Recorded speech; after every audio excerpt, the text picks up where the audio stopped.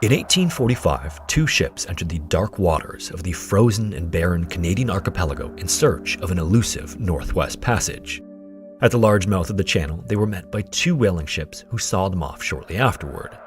These would be the last individuals to see the ships or the men on board ever again. For over a century, their whereabouts remained a mystery, but slowly over the past few decades, what happened to these ships and the men on board has been discovered, and it is far more horrifying than anyone could have imagined. This is Franklin's Lost Expedition. As always, viewer discretion is advised. Living in the mid-1800s must have felt similar to the digital boom of the 90s and 2000s or the post-war economy and tensions of the 1950s, because in just a few short decades, everything had changed.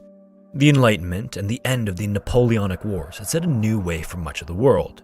Steam engines had kick-started the Industrial Revolution, and for the first time in human history, we were close to having a map of the entire world. But to finish it, there was one final prize that eluded everyone who had tried. This was the Northwest Passage.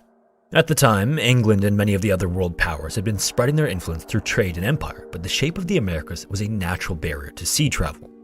Since the technology to create something like the Panama Canal wouldn't exist for some time, that meant that ships would either have to take the long way down around South America, then all the way back up the Pacific, or sail the other way around the globe. Either way, it was quite the journey. So the chance, however small, that a path might be found through the frozen northwest territories of Canada was too much for the British Admiralty to give up.